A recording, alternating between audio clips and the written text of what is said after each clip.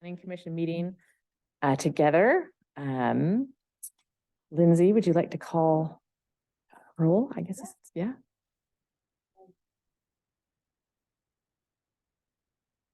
Yeah.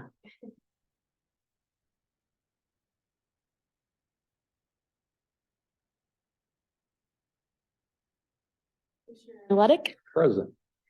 Vice Chair Thompson. Here. Commissioner Valley. Commissioner Bakuber. Here. Commissioner Weimer. Present. And Commissioner Kuhn might be on her way. We'll find out. You. Any announcements or planning commission communication from anyone? Like no. Looks like we have the approval of minutes. We had 2 sets of minutes on there. I read them. Does anybody have any changes for May 18th, 2023? For May? Yeah, for May. Did you have any changes on May, Randy? Yes, yeah, Okay. just on page 3 in the first paragraph, the last sentence says something like Mr. Westendorf noted that SDCs would increase 12% per year. I think that should be rates instead of SDCs. Yeah. Maybe it's all rolled into one. Yeah. Anything else from anybody? Yeah, I'm missing. Oh, Daniel. Present members. The other thing is on, I don't know which paragraph it is, page 204. There's some discussion about currently the rate is a little under $2 per unit. He noted the added filtration costs over $1 million, and it should be over $1 billion, and will dramatically change the cost.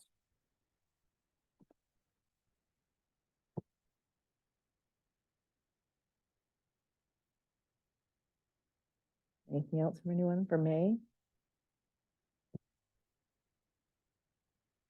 Okay. Does anybody want a motion to approve? So moved. Okay. As amended. amended. Yes, thank you. Does anybody, yeah, as amended, do you motion to approve, Randy? Yes, Okay, I'll second that. good, yeah. Great. Okay, minutes from April 20th, 2023. Any changes on that one? Randy? Yeah, 2 of them. The first one on page 4, the 4th paragraph, it talks about 15% for subsidized housing. I went back and reviewed the video, and I think Beth Goodman said that between 40 and 45% of new construction for renters would need to be subsidized housing. Right, there's 30%, 15% in the minutes, but I think it's 40 to 45% of new construction for renters would need to be subsidized. And then on page 11, there's testimony attributed to Lorraine Hager, and it references former city councilor, and I think the former city councilor that spoke was Monique Beichman. So if you could just double check that. That would be it. It was Monique. I don't know him, so. Yeah, I know her. That's who it was. Anybody else? For April 20th? A motion to approve as amended the April 20th minutes. So moved. And I'll second that one too. Okay. Okay. I don't see any public online, but any communications from public not on the agenda? Everybody's here for on the agenda, correct? Okay. So on to our first action item. The Planning Commission is asked to provide a recommendation to the City Council on the city-initiated Basalt Creek Employment BCE zoning code project. The corresponding updates to the Tualatin Comprehensive Plan, Municipal Code, and Development Code by Plan Text and Map Amendments, PTA 22-0001 and PMA 22-0001. Okay.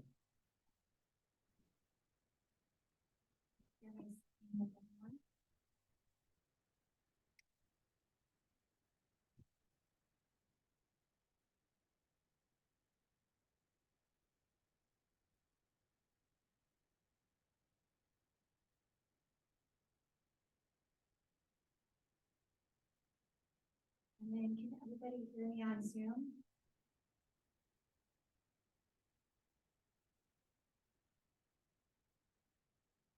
hear any objections, so I'll begin. Yeah.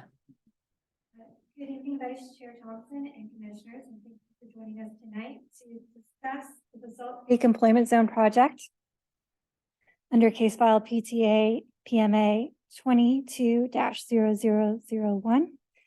My name is Erin Engman, and I am the Senior Planner at the City of Tualatin. And tonight I am joined by Steve Coper, who serves as our Assistant Community Development Director.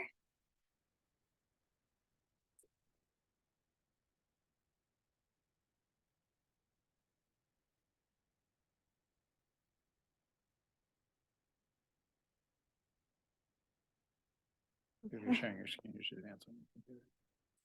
Not working for some reason.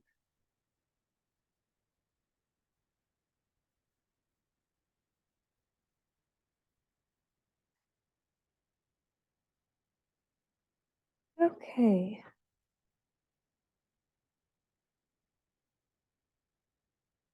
Try again. Or see if you can move the presentation before you share it.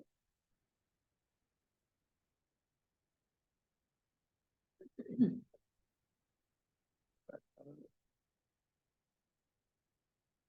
That's good. Maybe go out of it first, and then, or go out of presenter mode and then There we share go. it. And go into presenter mode. Tricky. I know Zoom is so.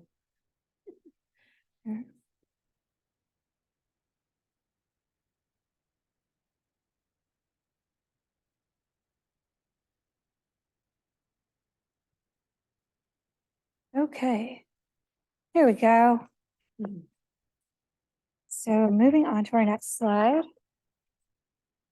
As Vice Chair mentioned, tonight the Planning Commission will be asked to provide a recommendation to the City Council on the Basalt Creek Employment Zone amendments. We'll review the project objectives, our previous discussions, and highlight added code amendments and analysis, and then conclude with the recommendation. So back in 2022, City Council directed staff to work on a legislative amendment that would update and modernize land uses and development standards limited to the manufacturing park zone within the Basalt Creek planning area, which is highlighted in this turquoise.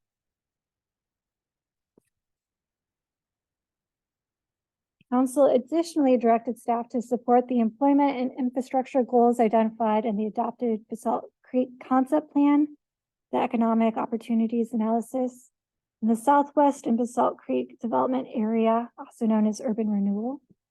Some highlighted goals are included on this slide. And then staff returned to council nearly a year later with a project update and the commission's recommendation to adopt a stakeholder-supported code scenario, knowing that this code scenario may be different from council's previous direction. Staff also communicated to council that the code scenario was developed using detailed analysis, public and stakeholder feedback, and the commission's recommendations. And as a reminder, the stakeholder-supported code scenario would allow select light and heavy manufacturing uses, also known as advanced manufacturing, and would allow primary warehousing and wholesale sales uses with limitations to encourage job density.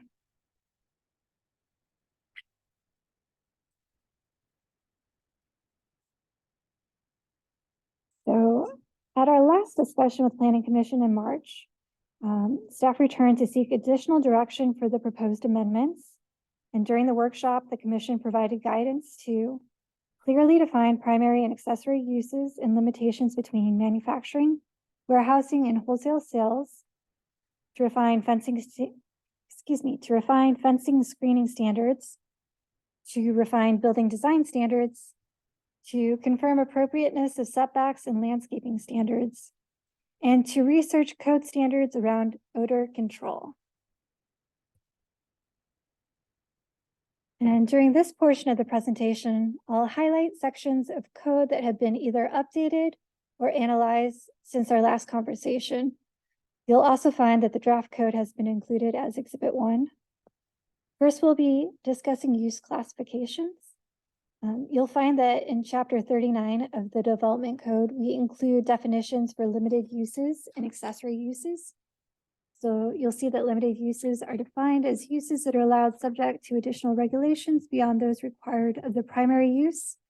And accessory uses are uses that are subordinate or incidental to the primary use on a site, subject to the same regulations as the primary use unless stated otherwise. So with that, staff went back to scrutinize chapter 65 and the use categories table to ensure that limited industrial uses were clearly identified as shown on this slide. So you'll see our menu of industrial uses and that many of them come with limitations. And then our limitations section was further amended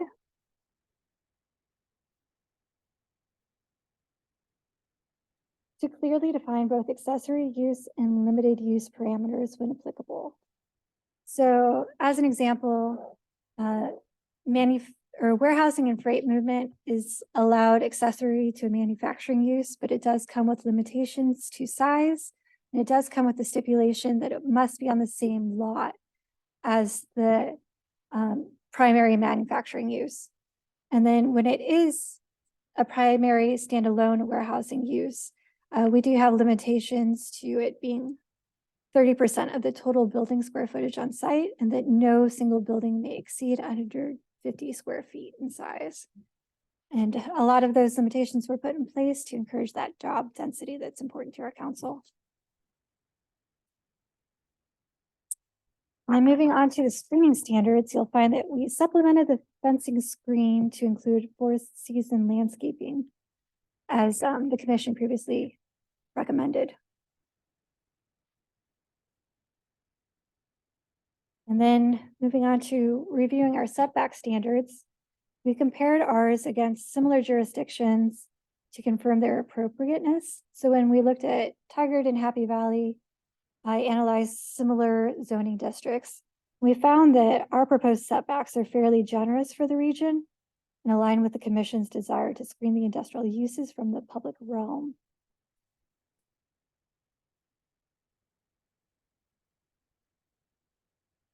And then we also reviewed our minimum landscape standards. The rendering example that was provided in our last meeting is more or less 35% landscaped. Though the area does include smaller sized parcels that are between 1/10 of an acre to 1/4 of an acre in size, and these parcels may not develop as larger holdings. So as such, keeping with the code's minimum landscape standard of 20% will provide these smaller sites better development feasibility. And then we also found that the 20% standard is still higher than most of our other industrial and commercial standards. We then looked at building design standards and added design standards for facades that face the primary right-of-way and residential areas.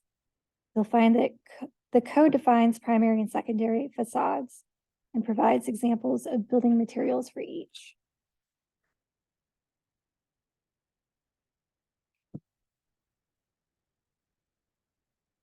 We also incorporated step back standards for buildings greater than 3 stories tall. The maximum building height is now limited to 45 feet, which is the average height of a 4-story building. Too far. Okay.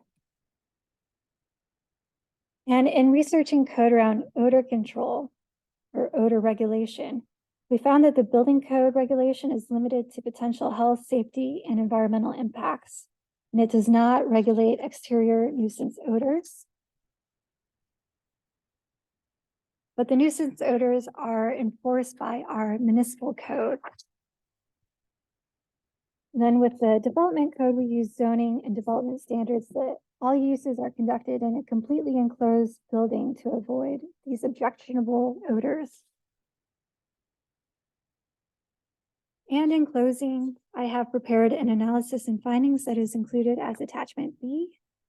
This document summarizes how the proposed amendments meet the state, regional, and local criteria for approval.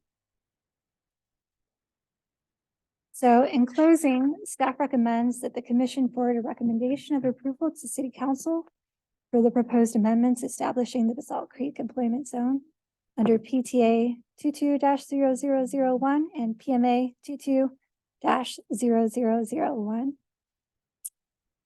And that concludes my staff presentation, so I'll open it up for questions or deliberation. Questions? Really? Deliberation. Okay, deliberation. You do have a member of the public, and so Oh, yes. certainly can, if they wish. Would you like to give us some testimony? I don't think it works like that.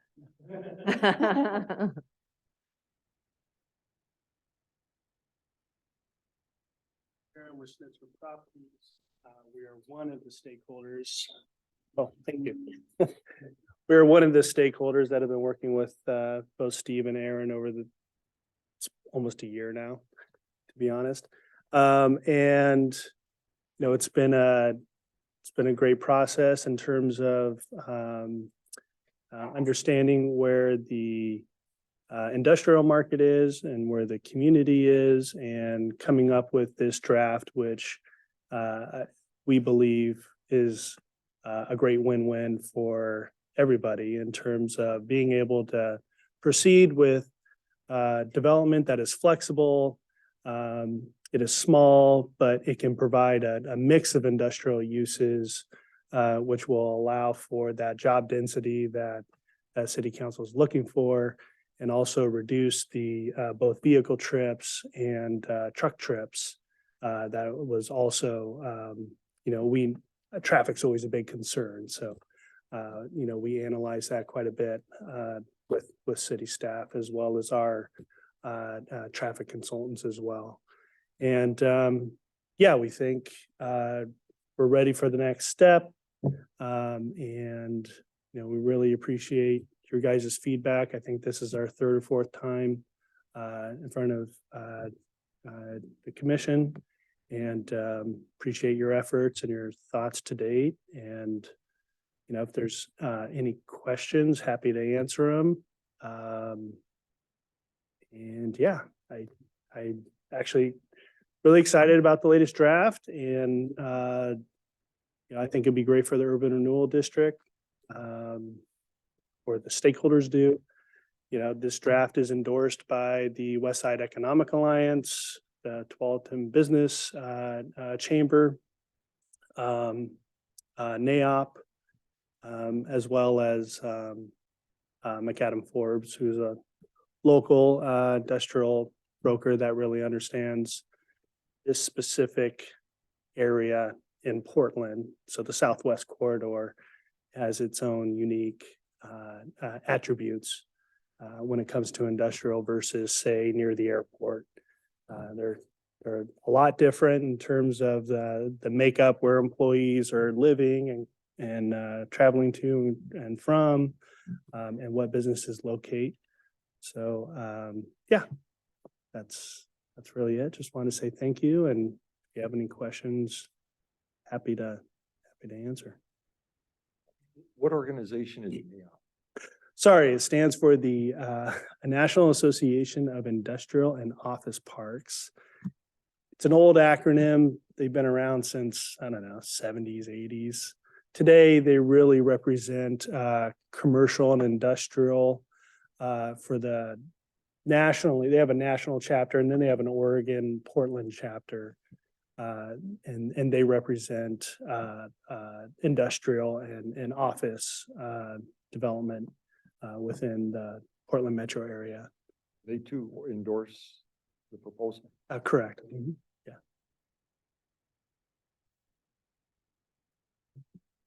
Do you have any questions? Okay, All right. thank you. Thank you. On deliberation. Okay, so you have some thoughts maybe to share, Randy, or anybody else have some thoughts to share? I have some, but Randy's what will go first.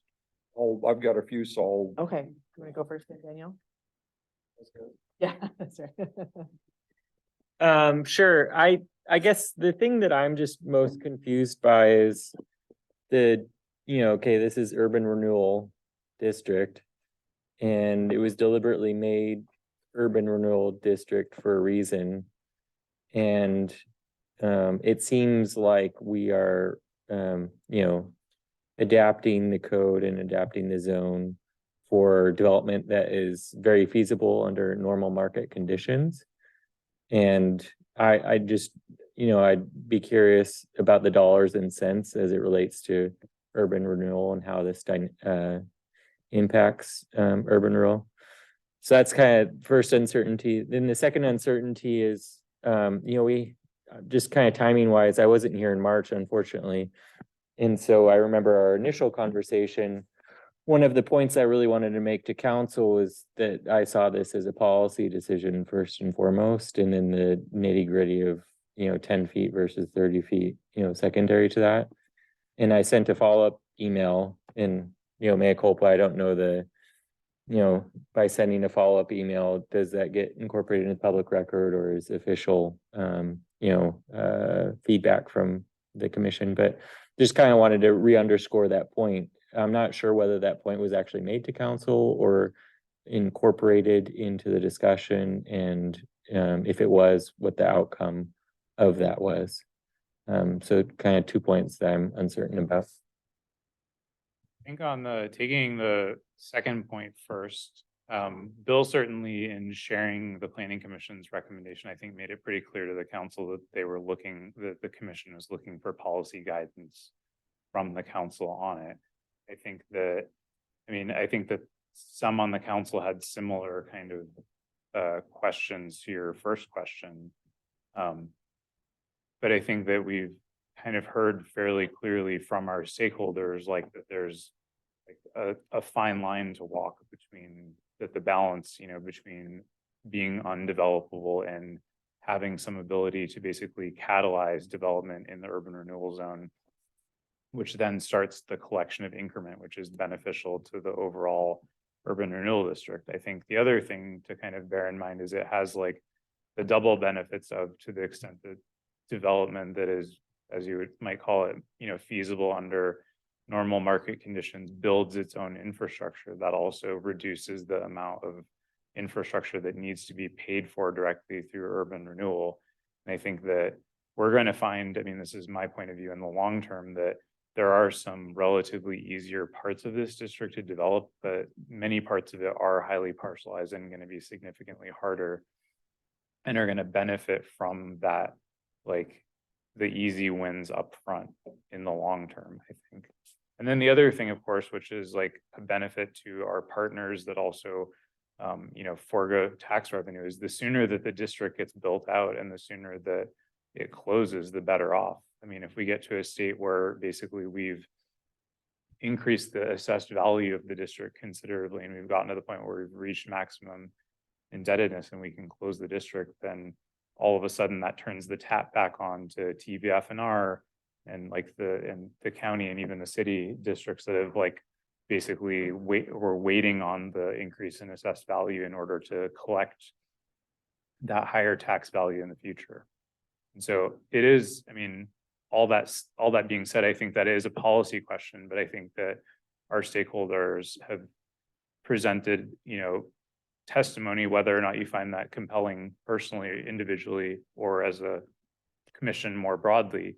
I think that they've made the case that anything short of kind of this compromise that is reflected in the ordinance, in the draft ordinance, is basically what's kind of necessary to get the ball rolling. I think it's also worth noting, like in the MP district up here in Leviton, we have had trouble. We haven't had, other than the finished build out of Lamb's long held master plan, which is kind of getting incrementally closer and closer to the finish line, but is still going very slow, quite frankly. We haven't had any new development in the MP zoning district and have had just on the ground a lot of inquiries about allowing uses that are not allowed in the district. So, it's not necessarily a data point, but just anecdotally, at least, it's a challenging district to build in under today's market condition with the zoning allowances, what they are.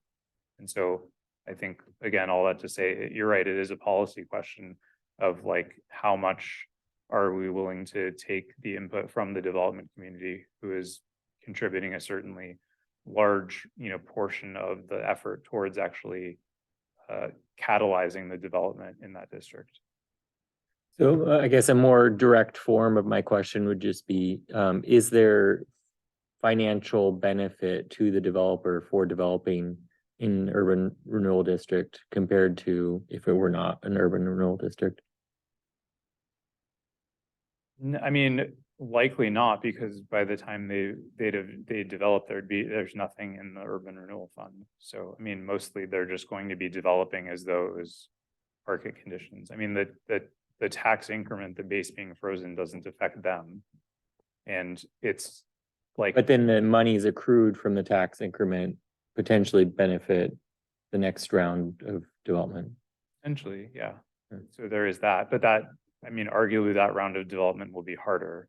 That the easier development is gonna build first, right? The development that's more feasible and can build more quickly is gonna build first, and then we're left. I mean, that's exactly what's happened in the MP district here in Leviton, is that the easier parcels were built out. We put in the remaining public infrastructure, and now we still have parcels left over. Mhm. But the harder to develop parcels took longer to build out, like the Lamb campus. I mean, it's been since the 90s that district was created, and they're still not done, nearly 30 years later. So, I mean, I guess that would be my answer. And again, if it turns out that,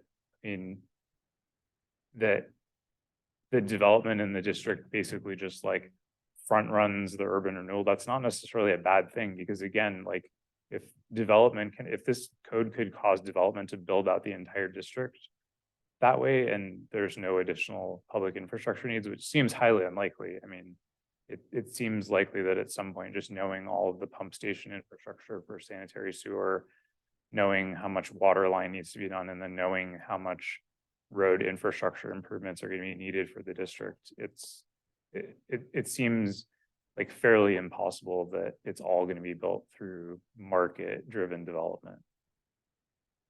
Well, thank you. Any other questions, Daniel? No, I'm good. Thanks. I see we're kind of asked to make some comments as well on parts of the comprehensive plan, text amendments, policies. And so I just want to focus on policy 4.1.6. This the second strategic action. This specifies that the business organ certified shovel ready program should be used. And while I'm all in favor for that, since these plans get kind of OBE'd, overcome by events over time, I wonder if that program disappears or if it's replaced by something else, or if another similar type of shovel-ready type of program should appear. If we could add words, something like the certified shovel-ready program or other similar development-oriented programs, broaden the language a little bit. I mean, if it pleases the broader commission, I think that's an excellent suggestion. And I think that we generally try to, when we write these, like err on the side of not including hyper-specific stuff. And this is an example where it was pulled in from our economic opportunities analysis and had a specific prescription. Yeah, I think it's a helpful program, but down the road, if there's something else. Makes a lot of sense. I didn't see anywhere in this notes or the findings, any reference to compliance with chapter 63, the environmental regulations. Is it just assumed that any development would need to comply with chapter 63 without being specifically referenced in this code? Correct. Okay. So then that takes me to the purpose statement of the BCE district. And the part that states there's wording that precedes this, but it says permitted uses must not cause objectionable noise, smoke, odor, blah, blah, blah emanating from the site. And to me, objectionable, I know when you looked, Aaron, when you looked at the odor issue, the word nuisance came up in the nuisance code. And then earlier this evening, something rang a bell with me. You talked about the health, safety, and environmental regulations. And I'm wondering if objectionable shouldn't be more specifically defined. Something like must not cause health, safety, environmental, or nuisance noise, smoke, odor to emanate from the property. I'm just wondering if objectionable, how, going back to what we did just a month or two ago, that's kind of a broad term, and how is it defined and how might it be misconstrued? Whereas health, safety, and environmental and nuisance apparently are tied to the code somewhere more specifically. I think it's a possible, so a couple of observations. One is that the objectionable is just a carryover from the original manufacturing park Sure. district. The second is that purpose statement isn't binding on anything, it's just a purpose statement.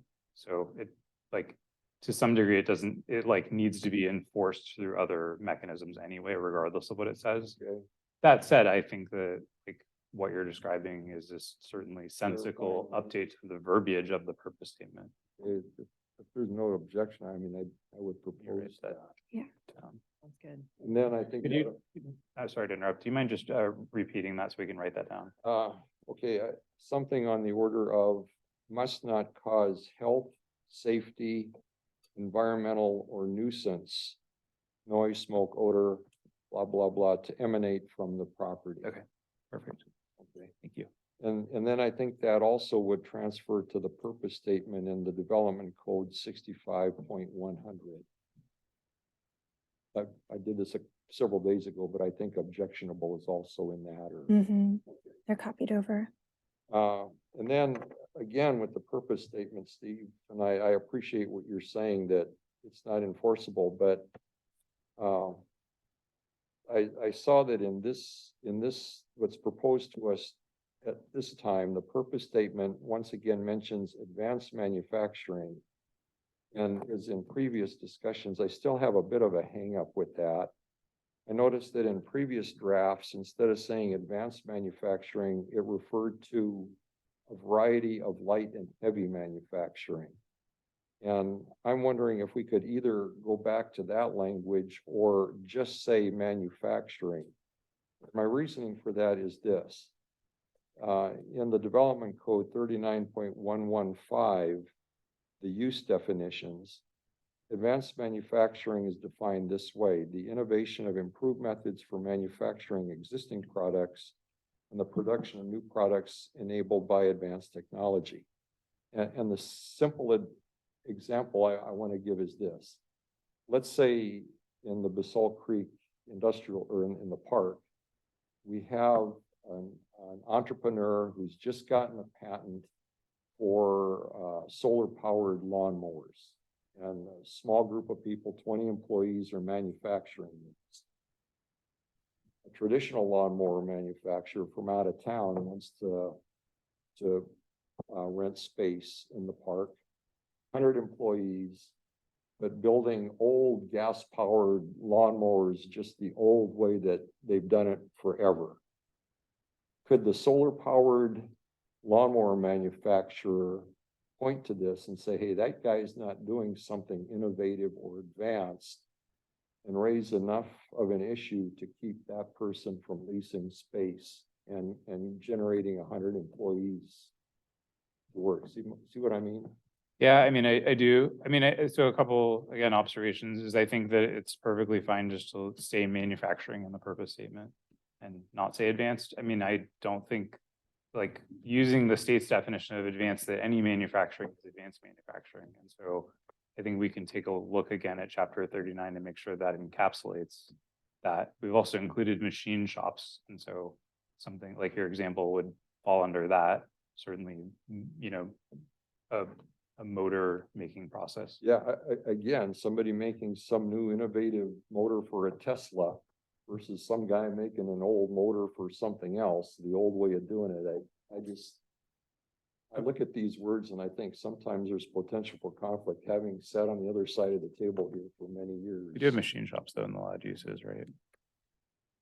I believe so, yeah. Yeah. Sorry, this format's just kind of wonky.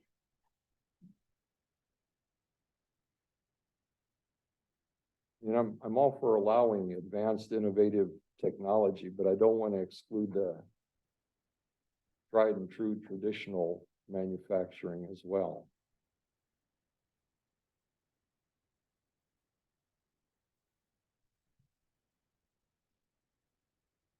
Yeah, I mean, we have motor vehicles in there. And I believe that we had upon the request of the stakeholders, machine shops. And that's great. I'm all for that. Mm. But I'm just trying to differentiate again between innovative technology versus traditional technology where there is no innovation, no Yeah. advanced stuff going on. And would that user be excluded? Well, I think they would be, I mean, well, we can take a look at the definition. I mean, Okay. their use is allowed, period, so no. Would they be considered advanced manufacturing under that definition? We'd need to look at that Okay, and further. the word advanced manufacturing also appears in table 65-1 with the heavy manufacturing category.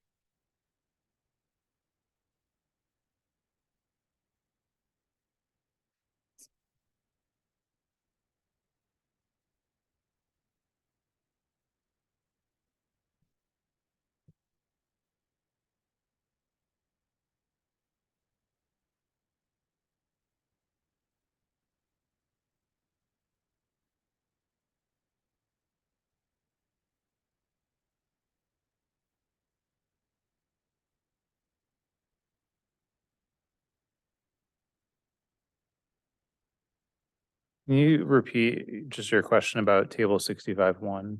Yeah, We're at the looking at very it. bottom, it also references like other uses that are, off the top of my head, other uses that are advanced Yeah. manufacturing.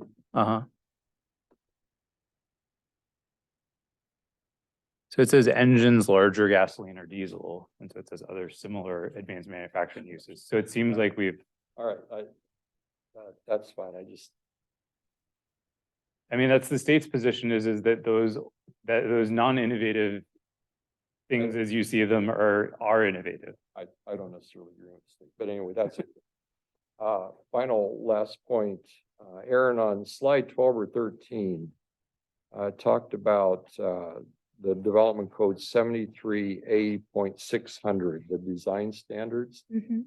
And I'm not making a recommendation here. I just need some clarification. It says require all facades that abut the public right of way and or residential zone shall be architecturally significant and give the appearance of high quality design.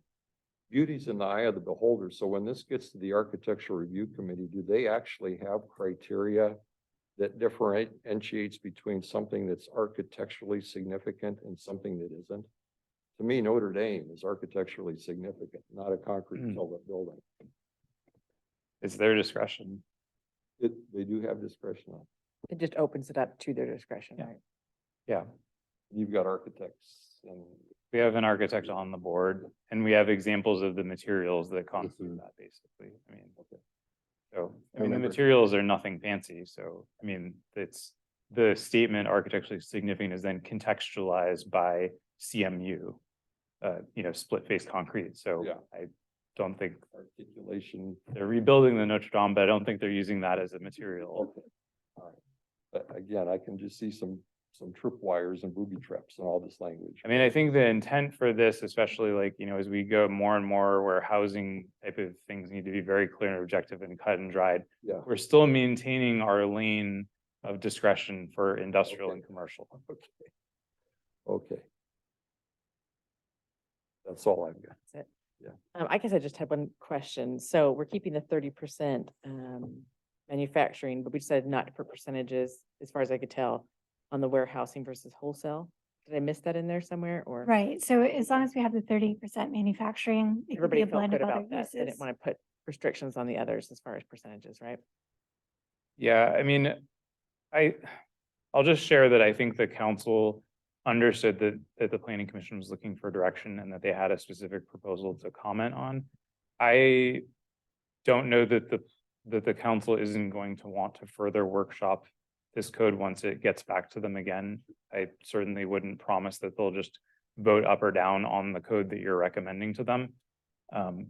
So I think there certainly was like individually some question just about like the mix and various facets of the code in general, but I think just in the interest, because as Mr. Sheriff pointed out, we've been at this for a while, and so we're trying to like ultimately get to some sort of conclusion that gets us to an end result. And even if it turns out that, maybe we do need to come back in a couple of years and do some tweaks if it turns out that we didn't get the right formula, that's okay too. I liked the improvements on the facade and the fencing. I Mhm. thought that was great. You guys did a good job finding stuff that seemed like good write-ups on that. That seemed great. Anybody else? Yeah? I'm just curious, is all of the land in the NP zone accounted for, or is there still land that's people are selling? When you say accounted for, Like Somebody people owns. someone owns it, and there's an intent to develop on it, or else there's, someone's house on it, or a building. there's a mix. I mean, it's not all of the MP land is controlled by developers. Does that answer your question? I think slightly, yeah. Is it? Like So, there like, you are, want to know if there's people set that own this, ready to develop all the pieces, or Yeah, if there's like, is- people like individual, like houses sitting on it, that's like a residential use still being, wanting to keep residential. Correct. Yeah. Like, is every parcel of land that it doesn't already have something on it ready to be developed by someone, dependent upon whatever we suggest and council passes related to this BCE plan? so all of the land is residential. It's basically all rural residential. So almost all of it has residences on it, or a barn, or some kind of light farming use, right? And so some of the parcels, primarily the parcels concentrated around Graham's Ferry and Basalt Creek Parkway area, are tied up by developers with an intent to develop once this code is complete. Some of the parcels, particularly more northerly abutting the residential zones, and then particularly more easterly where they become very small and parcelized and multiple different ownerships, are probably far less likely to develop. And I think that correctly so, that's why the commission has taken an eye towards like kind of balancing some of the development rights of the MP owners with the acknowledgement that there will be people continuing to live there, like until their development becomes viable in the future. Thank you. You're welcome. Questions? Comments? Just one Randy? comment. Personally, I think you've balanced very well the three main concerns that we've heard through the process. One is that you focused on the city council's interest in facilitating high wage job creation. And still the 30% manufacturing goes to that. I think we've heard that it gives latitude to the industrial developers to meet market conditions with that kind of percentage mix. And I think importantly as well, it accommodates the neighborhood, or addresses the neighborhood concerns for traffic and pollution and aesthetics, and keeps Tualatin, that entry to Tualatin will look nice and protect the neighbors from health, safety, environmental, and nuisance emanations. Well done. I think I'm ready for it to go to council, and I would be surprised if they didn't pass it on the first night they heard it. Hey, anybody else? All right, so do you want to create a motion, or should I? Randy, do you want a motion to approve that with your changes that you guys wrote down? Do we have to specifically say what all those were? Okay. I think Well- we've got them, and we can always just bounce them back and just confirm that we've gotten what you intended correctly. Well, I move that we recommend to the city council on the city initiated Basalt Creek Employment BCE zoning code project and corresponding updates to the Tualatin Comprehensive Plan, Municipal Code, and Development Code by plan text and plan amendment PTA 220001 and PMA 220001. That this goes forward for their review and approval, I guess is what we're looking for. I'll second it. Okay, everybody in favor, say aye. Aye. Aye. Any, don't agree? Any say nays? Okay, that's it. Send that forward with those changes that we talked about. Okay, thank you. Okay, any communication from city staff? Just a couple of things quickly. The first of which some of you may know already, but the Norwood PTA PMA was heard by the city council on Monday night. After the staff report and the applicant testimony, which took quite a while as it was, the applicant decided to withdraw their application. So So at what point was it? That's what I was wondering. Was it after people started deliberating or was it, when did they withdraw? no, Like it was before? like, there was a break at about 10:20. Because the rest of the meeting had kind of taken us to that point where we had the other stuff that the council, on the council's agenda that we needed to get through, and then we started with the traditional staff report, and then the applicant made a presentation. And then the council asked a bunch of questions of the applicant, and it was about time to take a break before public testimony, and the applicant during the break kind of thought it over and decided that they, when they came back from the break, that they wanted to withdraw. And it sounds like maybe that that they didn't restart the video in time or something. Oh, okay. That was on. I watched it. Okay. Yeah. So they may, I mean, They can come back with something different. yeah, right? and I think that is certainly a possibility that they do. I mean, but I don't know for sure what they would do. If they do anything other than the uses that are allowed in the institutional zone, like a school or something like that, then they would have to come back through the planning commission again. Sorry, what is the current zone for that land? It's institutional, Oh, okay. IN. And so it's, yeah, it's one of the few parcels around the city that's actually zoned for the uses on it. Most of the other like churches and schools are on residential property with a conditional use, but because they were a relatively new addition to the city via annexation, they were zoned for that institutional use upon annexation. And how many total acres is their property and how many acres were they hoping to? They were Re- or rezoned some- about 9 acres. I think their total property is probably like maybe 3 or 4 times that. Something like that. Do you know off the top of your head, Aaron? Maybe at least that, right? How large that piece is? Horizon, Oh, Horizon. I have no idea about Horizon. yeah. Sorry. Let me see if I can pull it up. quickly. Get the, We saw that on something. The council had a lot of questions.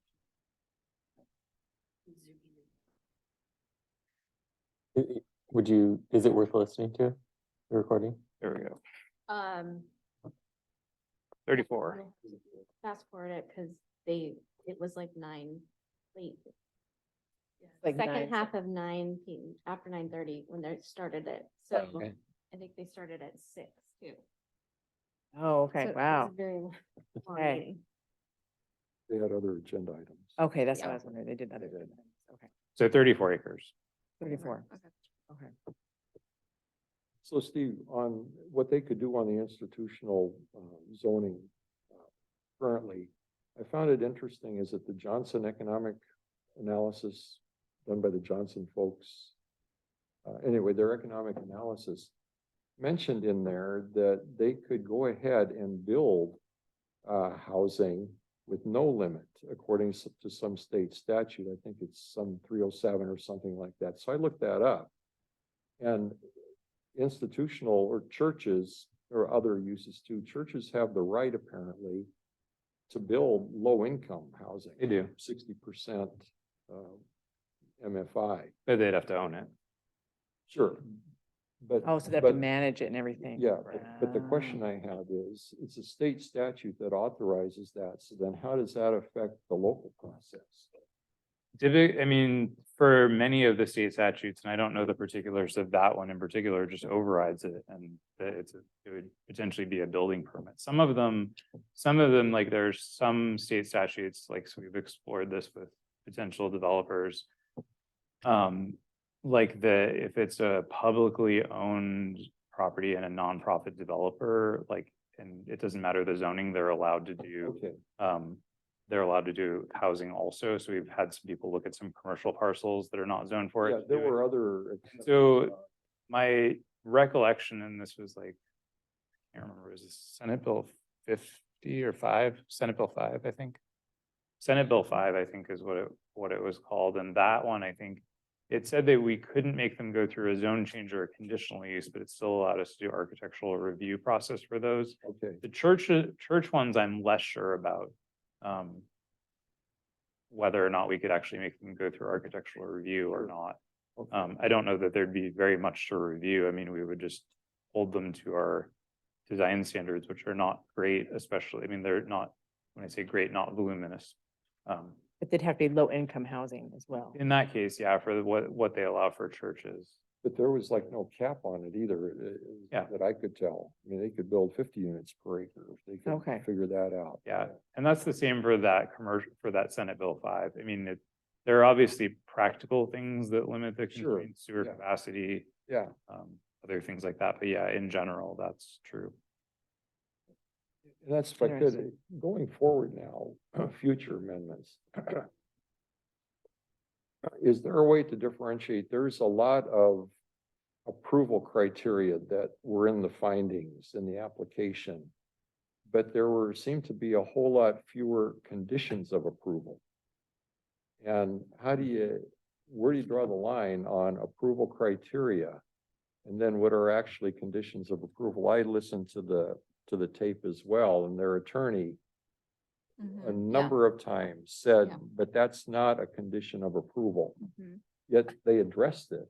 And I know in the findings, we addressed a whole bunch of provisions. So, I mean, in general, with zone changes and conditional, or excuse me, comprehensive plan amendments, like cities can't require conditions to them. The applicant can voluntarily provide conditions of approval, and particularly where there's conditions of approval that address a deficiency in an approval criteria, they often want to volunteer them. No, but that's not what I was getting at. At the very opening statement, their attorney looked at the city council and said, you folks are judges tonight, not policymakers, and you have to apply the facts to the criteria. Mhm. And throughout the course of the evening, they said, no, that's not a condition of approval for you, suggesting that's not something you can deny this decision on. Mm-hmm. And I'm trying to figure out, it goes to this consciously consider thing. Mm-hmm. And if, I guess, I'm paraphrasing, but like if I think one of the things to consciously consider is the characteristics of the area. Mhm. And again, a crazy simple example, but if the neighborhood should come in and say, look, all the houses in our neighborhood are 1 story and they're painted dark blue. And the developer wants to build 4-story apartments and paint it bright red. That's out of character. And okay, we consciously consider that, but is the council not able to say, wow, that really warps things and we're going to deny it because you're not building 1-story dark blue houses? Well, I mean, I think that if the city has an approval process for determining what structures look like when they're built, i.e. architectural review, and the developer is proposing to build something that conforms with the architectural review criteria, I think that it is pretty risky for the city to deny something that would then have to comply with those future approval criteria because they're afraid that they might not like the way it looks. That starts to veer into they're using non-existent approval criteria to approve or deny something where there's already an existing approval criteria. And what if there isn't at the architectural review committee? Well, I mean, they're limited, right? Like, I think that was one of the things that was troubling to the council is there weren't more ways to deny it. There weren't more approval criteria that gave them the opportunity That's what to deny the yeah, application. it looked like they were, yeah. And I think that, I mean, that's pretty true in general in land use is that like the criteria in general in being inside an urban growth boundary, the deck is stacked towards facilitating development.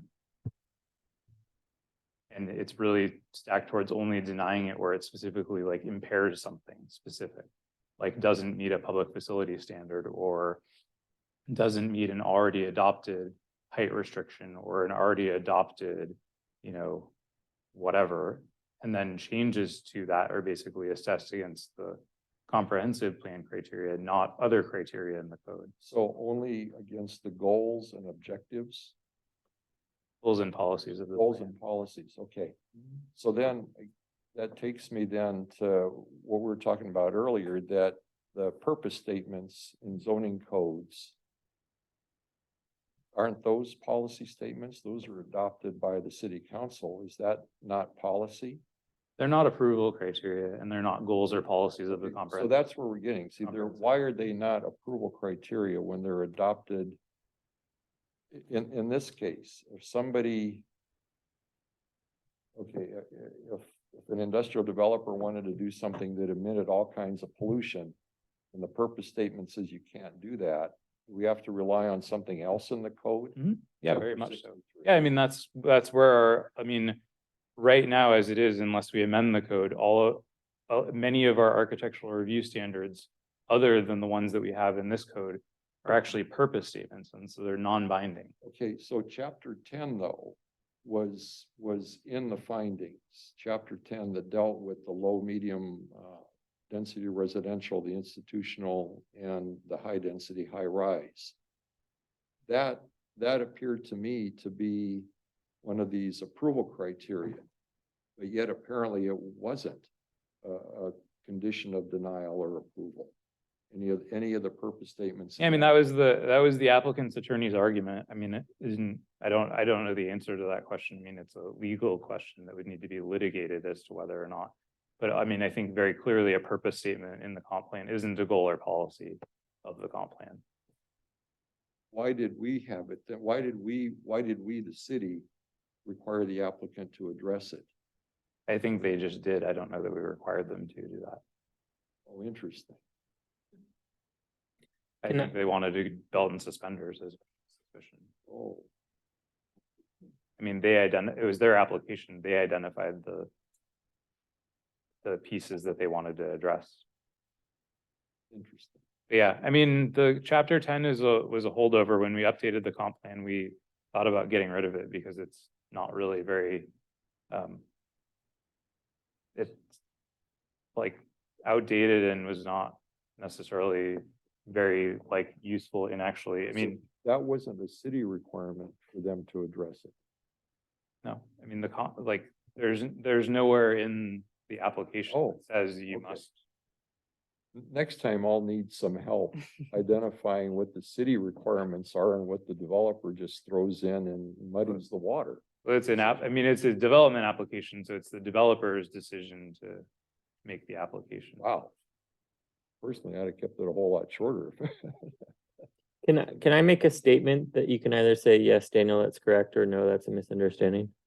My understanding of the comp plan is to provide more of a narrative to the development code and express like more of the city's desires and wishes with the development code without being binding.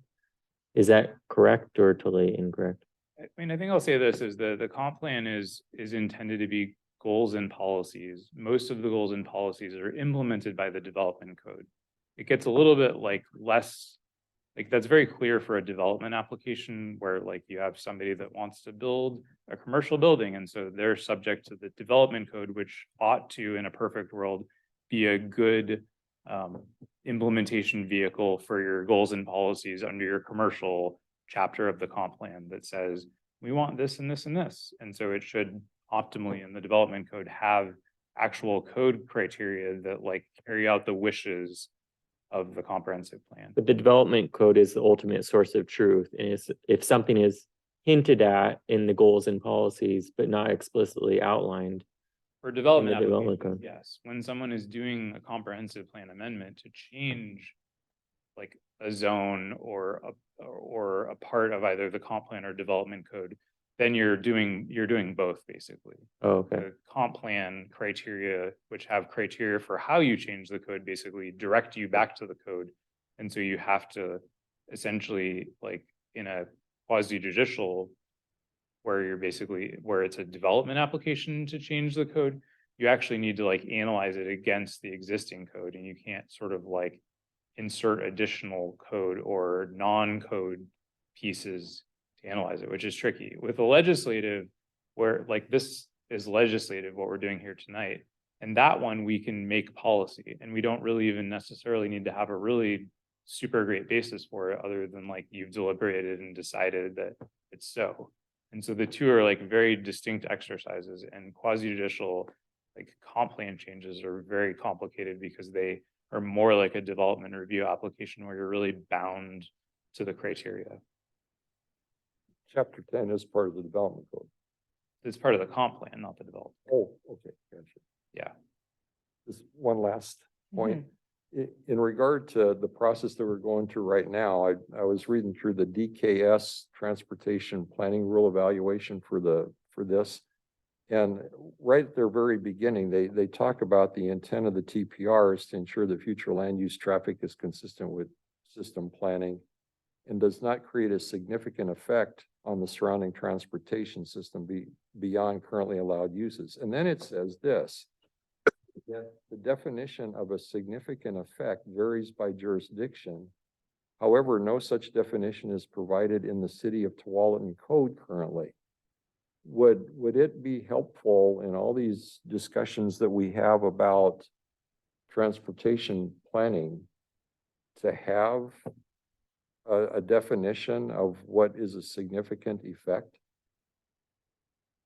I don't know. It's a good question. I mean, the state basically relies on, I think that, I don't know if it says it in that report, but I think that elsewhere that it was like I can't remember if it was a percentage or if it was like a 400 or so. The Oregon Highway Plan. Yeah, the Oregon Highway Plan. So, I mean, I think that if we would need to have some sort of basis for diverging from the Oregon Highway Plan. So I don't know if there's a value in basically reiterating that. Is that what you mean, or having? Well, our no, own? the DKS report on that says the OHP is not applicable to city streets. It provides a reasonable estimate. But Yeah. I'm sure DKS could come up with some number for city streets that would be more clearly defined for us if an impact occurred or not. Yeah, I don't know, Steve, but an it's interesting idea. Well, so we're doing a TSP update, and so I think that that's an idea to throw into the pot of, is this something that we could feasibly come up with within our scope? Because this goes back to Janelle's comment about why didn't you include this intersection and that intersection? And the mayor brought up, well, there's this whole tolling thing that's happening. And Yeah. I thought, wow, this really gets broad and complicated and real messy unless somehow you define it. And I don't know if you can define it that way.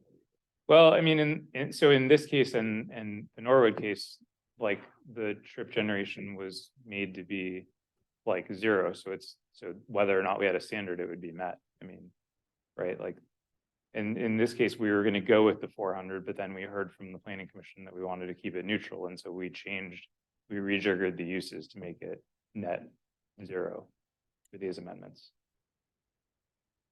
That, the ones we did today. Oh, Yeah. And then for the applicant, for the Norwood, I mean, their installation of a traffic signal basically like in the long range, like at an otherwise failing intersection, it basically takes it and makes it not failing. And so there's no significant impact because it's the opposite direction. So, I mean, in general, I think that's the answer is that like, it would be interesting to see like, in this case, you know, I mean, but again, like 400 trips on, you know, 10,000 trips is a pretty insignificant number. But it's an interesting idea, and I think it's worth evaluating as we look at all of our standards with this TSP update. Level of service D just a little bit worse. That's interesting you bring this up. I ended up actually somehow in some old minutes back from when we were doing Basalt Creek. And I found the exact spot where we were talking about like, why didn't we put more multifamily homes into the original design of it? And it specifically says in the minutes that it was because the transportation system couldn't handle it. And so they did more low density Oh. housing. So it's actually in the record. I found that anyway, it's out of interest. Yeah, and we've actually went back because we've had some conversations with Wilsonville on this. And I think that the way that they did the transportation analysis was kind of unusual in the Basalt Creek planning. They didn't use TPR for some reason. And which is why there's like a mismatch between the trip. That's what's causing it, because there is a mismatch between like what we're seeing now and what we saw then. I don't really right? fully understand why they did that. And I know because I worked to finish off the amendments and turn them into comp plan amendments. And we did switch it to TPR analysis because we had to comply with state law, even though the analysis that had been done over the course of 12 years or whatever it was, basically didn't set us up to actually meet the TPR. And so I mean, to some extent, I don't know, like, it's hard to know how much value that old analysis has anymore because it was based on some sort of like, it was like, it was like expected build out by a certain time or something like that, not reasonable worst case, which is not a, it's not a accepted standard. And then no future uses are analyzed building at that standard. And so even like, we would have no way to know whether or not we've met or exceeded that like trip cap that was outlined in that, because like, that's not how traffic analysis based on accepted practices is done. Now you bring up another issue. If that was specifically purposely designated lower density It residential. was. And now with HB 2001 laid on top of that Mhm. and increased densities for. We knew it was duplex- coming Oh, you did, at the time, yeah. but now you're here and now you could build 25 units per acre instead of what, 6 for low density residential? 8? Oh, okay. 8 versus 25, that could have Yeah, a savvy developer yeah, could put 25 units an acre and right. really mess up the traffic. Well, but then there'd have to be all sorts of improvements, right? Yeah. Yeah, and I mean, we've had that question from developers is what if I built a middle housing subdivision? Right. And the answer is that you have to do a traffic analysis, and my take on it, and I haven't heard anything otherwise, is like, you can't submit a traffic analysis and say, I'm gonna do 20 single family homes and then turn around and build quadplexes on it because you did a traffic analysis for something different. And that you're stuck to building what you build unless you're gonna do a traffic analysis that encapsulates both scenarios. So I guess just as we're discussing here, I just reminded me of something back, a long time ago, Aquila sent me to like a training as a planning commissioner. I know that like sometimes the city would fund for people to go, so Mhm. maybe it's not a bad idea. You guys Yep. bring We that ha- up every so we- often. we offer. have I don't know done- if you guys would have any interest. I went to one, it was very useful, What's at some Aquila? point. Well, she used to be Oh, Steve's job. I thought it back was in the day. another Yep. acronym. No. There's a couple- There's a No. couple coming up that I can recommend for you. Okay, so if The people want downside to- is that I've recommended them in the past and there've been no No takers because interest. it's during the day. Yeah, So you have to take off a day of work. I kind of wish they would do a nighttime one, but that's Yeah. been how it is. But I can. anyway, I'll if have there's those. any interest, maybe a Steve couple could just coming up. throw it at us and see if there's any Sure. interest. And we are gonna come back at some point and bring our resident traffic expert or our city engineer to come back to this group and talk about traffic as well. So stay tuned for that. Um, Anything else? Future action items? One more thing. So I've had some additional discussions with our municipal court, which also shares its facilities with us on Thursday. And we're gonna have to move our meeting to Wednesdays. I know I kind of floated that as a trial balloon before, but we have heard from them basically that they do trials in the evening and that as like COVID is winding down and they're doing less and less online trials, which is what they were doing before, they're gonna need this space like that's gonna go into our time here. And so I think looking back when we talked about it before, I think Zach, you were the one that was the least likely to be able to do it Wednesdays. Okay, well, that's good news. And then I think I have to go back and look at my emails, but I think we had said that the third Wednesday as opposed to the third Thursday worked for most people, but I'll go back and confirm. And I know Bill's not here, so I'll go back and kind of send out this information. The added benefit of it, because we would have the space like from the afternoon, is that we've had interest from our CIOs, our community involvement organizations, to have their quarterly land use officer meetings, which I also chair, right basically before this meeting. And then that would also give them the opportunity to kind of come and build a better relationship with the planning commission, which is something that the CIOs have said that they wanted for a long time. And so I think that there's some good potential synergy there as well. And that's it. Thank you. I just have to say thank you for helping call on the trail down at Oh, Browns yeah. Ferry. I've Well never, done, Aaron. yeah, Have to pull any arms or. yeah, but you made the phone call and I've never seen so many happy faces. There was Saturday running that trail. They were just all very, very happy. It's So nice. it is nice. Yeah. Very nice. Yeah, everybody Yeah. was cheering. So it was kind of fun. It was like we should have had a party or something down there. Anyway, thank you. Anything else? I saw you and you at the Wonder Dash. Oh, yeah. You were dressed like a zombie. I was dressed. No, You're I'm actually a something- zombie You in are real a life. I zombie. just dress up. That's just normal. Well, sorry, we missed you. Oh, I was trying to find my daughter who looked like all the other kids covered in color. Yes, and I was corralling my soon-to-be 7-year-olds. Oh, okay, there you go. Please, Yeah. Yeah, it was great though. Oh, it was a lot of fun. Yeah, it was a lot of fun.